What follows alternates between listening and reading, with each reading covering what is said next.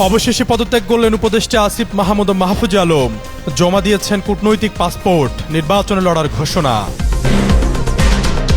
অতীতের আচরণের জন্য সাবেক সেনা কর্মকর্তার কাছে ক্ষমা চাইলেন তারেক রহমান। আবেগাপ্লুত এসএসএফ এর সাবেক ডিজি রুমি। নেট দুনিয়ায় প্রশংসায় ভাসছেন বিএনপির ভারপ্রাপ্ত চেয়ারম্যান। জাতীয় নির্বাচন ও গণভোটের তফসিল ঘোষণা কাল। ভোট গ্রহণ হতে পারে 12 ফেব্রুয়ারি।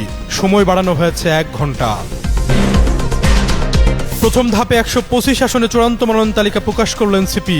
ঢাকা 11 আসন থেকে লড়বেন নাহিদ ইসলাম ও রংপুর 4 থেকে লড়বেন আক্তার হোসেন। 3 শর্তে জাতীয় সরকার গঠনের প্রস্তাব জামায়াত আমিরের। দুর্নীতি অনিয়মের প্রশ্নে কোনো ছাড় না দেওয়ার হুঁশিয়ারি। দাঁড়িপাল্লার পক্ষে ভোট প্রার্থনা।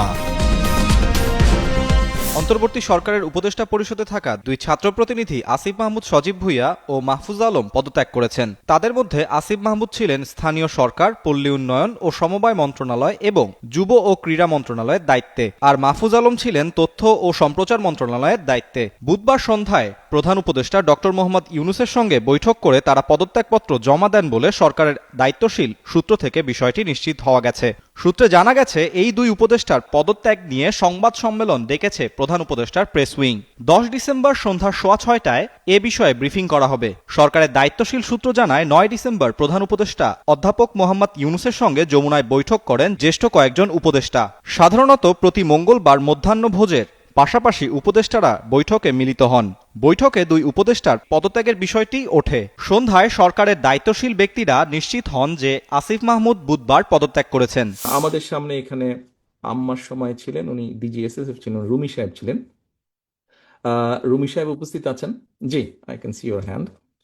রুমি সাহেব, আপনার নিশ্চয়ই মনে আছে, I owe you an apology. আপনার নিশ্চয়ই মনে আছে যে একটা মিছিল হয়েছিল একবার, সেই পুরন ঢাকা থেকে আমিন বাজারে, এবং পুরো মিছিলটা আমি হেঁটে এসেছিলাম, আম্মাও ছিলেন সেই মিছিলে। তো সেই মিছিলে অনেক ভিড়, হট্টগোল। আপনি আমাকে একটা কোনো কিছু বলেছিলেন। আই এম ভেরি সরি, আমি সেদিন আপনার সাথে একটু রুড ব্যবহার করেছিলাম, কোনো বিভিন্ন সব কিছু মিলে। I am very sorry for that. আমি অনেকদিন চেষ্টা করেছি আপনাকে রিচ করার জন্য, একটু এক্সপ্রেস মাই অ্যাপোলজি। আমি সুযোগ পাইনি, আজকে সুযোগ পেয়েছি। I am really sorry for that. Thank you. সকলে ভালো থাকবেন, সুস্থ থাকবেন সকলে, এবং সকলের কাছে আমি আপনাদের সহযোগিতা প্রত্যাশা করছি। আসসালামু আলাইকুম। আমি কৃতজ্ঞ থাকি, আপনার কাছে কৃতজ্ঞ থাকবো। আপনি যেটা বলেছেন, thank you very much, I remember it. রাষ্ট্রপতি মোহাম্মদ শাহাবুদ্দিনের সঙ্গে সাক্ষাৎ করবে নির্বাচন কমিশন। প্রধান নির্বাচন কমিশনার সিইসি এএমএম নাসিরউদ্দিনের নেতৃত্বাধীন পুরো কমিশন বুধবার এই সাক্ষাৎ করবে। এদিনই জাতির উদ্দেশ্যে সিইসির একটি ভাষণ রেকর্ড করা হবে বাংলাদেশ টেলিভিশন ও বাংলাদেশ বেতারে। এই ভাষণেই হবে তফসিল ঘোষণা। নির্বাচন কমিশনার মোহাম্মদ আনারুল ইসলাম সরকার ভোটের প্রস্তুতি বিষয়ে জানান, তাদের সব প্রস্তুতি শেষ হয়েছে। তফসিল ঘোষণা এখন সময়ের ব্যাপার মাত্র। তফসিল ঘোষণার জন্য যে প্রস্তুতি প্রয়োজন সবই করেছে ইসি। বুধবার রাষ্ট্রপতির সঙ্গে সাক্ষাৎ করবে পুরো কমিশন। এদিন সিইসির ভাষণ রেকর্ড করা হবে। নির্বাচন কমিশনার আব্দুর রহমান এল মাসুদ জানান, বুধবার দুপুরে রাষ্ট্রপতির সঙ্গে সাক্ষাৎ শেষে সন্ধ্যায় অথবা বৃহস্পতিবার তফসিল ঘোষণা করা হবে। এদিকে কার্যক্রম নিষিদ্ধ আওয়ামী লীগকে ছাড়াই এবার ভোট আয়োজন করতে যাচ্ছে নির্বাচন কমিশন। জুলাই গণঅভ্যুত্থানে দলটির কার্যক্রম নিষিদ্ধ থাকায় নির্বাচন কমিশনও তাদের নিবন্ধন স্থগিত রেখেছে। ফলে নৌকা প্রতীকটি এবার আর ব্যালট পেপারে থাকছে না। কেননা নিবন্ধন স্থগিত থাকলে সংশ্লিষ্ট দলের আর নিজ প্রতীকে ভোটে অংশ নেওয়ার সুযোগ থাকে না, এমনটাই জানান নির্বাচন কমিশনার আব্দুর রহমান এল মাসুদ। চলতি বছরের ফেব্রুয়ারিতে আত্মপ্রকাশ হয় জুলাই অভ্যুত্থানের সামনের সারির যোদ্ধাদের নিয়ে গঠিত দল জাতীয় নাগরিক পার্টি। এরপরই আসন্ন ত্রয়োদশ জাতীয় সংসদ নির্বাচন সামনে রেখে জোরে সোরে শুরু হয় দলটির প্রস্তুতি। সম্প্রতি দলটির নেতৃত্বে আত্মপ্রকাশ ঘটে 3 দল নিয়ে গঠিত নতুন রাজনৈতিক জোটেরও। নির্বাচন সামনে রেখে বিএনপির পর এবার প্রার্থী ঘোষণা করল জুলাই আন্দোলনের নেতৃত্ব দেওয়া এই দলটি। এর মধ্য দিয়ে প্রথম ধাপে দলের মনোনয়ন পেয়েছেন 125 জন। বুধবার বেলা 11টার দিকে এনসিপির সদস্য সচিব আক্তার হোসেন এইসব আসনে মনোনীত প্রার্থীদের নাম ঘোষণা করেন। এর মধ্যে পঞ্চগড় 1 আসনে মোহাম্মদ সার্জিস আলম, ঠাকুরগাঁও 2 আসনে মোহাম্মদ রবিউল ইসলাম, ঠাকুরগাঁও 3 আসনে মোহাম্মদ গোলাম মুর্তজা সেলিম, দিনাজপুর 3 আসনে আহম শামসুল মুক্তাদির, দিনাজপুর 5 আসনে ডাক্তার মোহাম্মদ আব্দুল আহাদ, নীলফামারী 2 আসনে ডাক্তার মোহাম্মদ কামরুল ইসলাম দর্পণ, নীলফামারী 3 আসনে মোহাম্মদ আবু সায়েদ লিওন, লালমনিরহাট 2 আসনে রাসেল আহমেদ ও লালমনিরহাট 3 আসনে মোহাম্মদ রকিবুল হাসান জাতীয় নাগরিক পার্টির হয়ে সংসদ সদস্য পদে প্রতিদ্বন্দ্বিতা করবেন।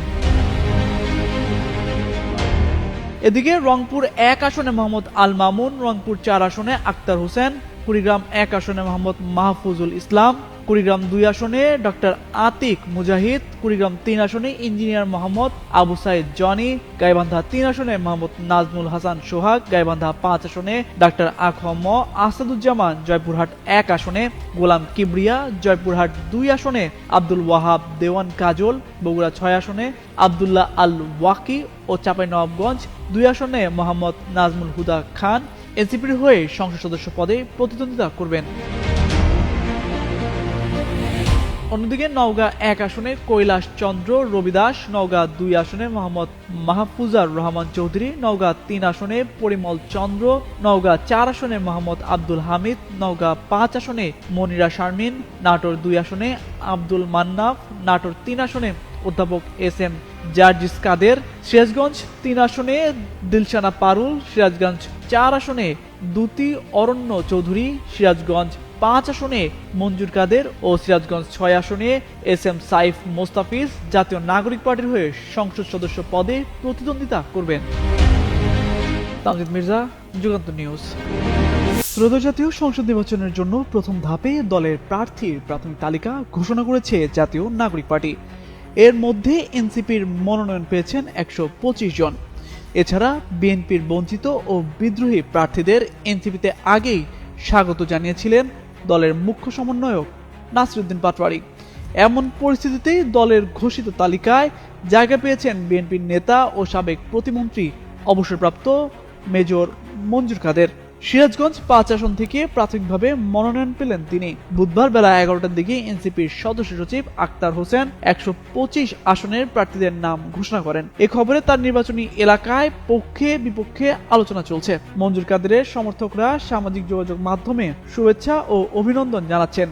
মঞ্জুর কাদেরের মিডিয়া সেলের একটি সূত্র জানায়, বিএনপির জাতীয় নির্বাহী কমিটির সদস্য পদ থেকে মঙ্গলবার পদত্যাগ করেছেন অবসরপ্রাপ্ত মেজর মঞ্জুর কাদের। তিনি শাপলাকুলি প্রতীক পেয়েছেন। দ্রুত নির্বাচনী মাঠে আসবেন সাবেক এই প্রতিমন্ত্রী বলে আশা প্রকাশ করেন তারা। 2001 সালে সিরাজগঞ্জ 6 আসন থেকে বিএনপির প্রার্থী হয়ে ধানের শীষ প্রতীকে নির্বাচন করেন অবসরপ্রাপ্ত মেজর মঞ্জুর কাদের। সেই সময় বিপুল ভোটে নির্বাচিত হন তিনি। এছাড়া সিরাজগঞ্জ 5 নির্বাচনী এলাকা থেকে 2008 সালে সাবেক মন্ত্রী আব্দুল লতিফ বিশ্বাসের নৌকা প্রতীকের কাছে মাত্র 252 ভোটে হেরে যান। সাবেক সেনা কর্মকর্তা মঞ্জুর কাদের 1986 সালে পাবনা 1 আসন থেকে প্রথমবার সংসদ সদস্য নির্বাচিত হন। 1988 সালে একই আসনে টানা দ্বিতীয়বারের মতো সংসদ সদস্য নির্বাচিত হয়ে পানি সম্পদ প্রতিমন্ত্রী হিসেবে দায়িত্ব পালন করেন তিনি।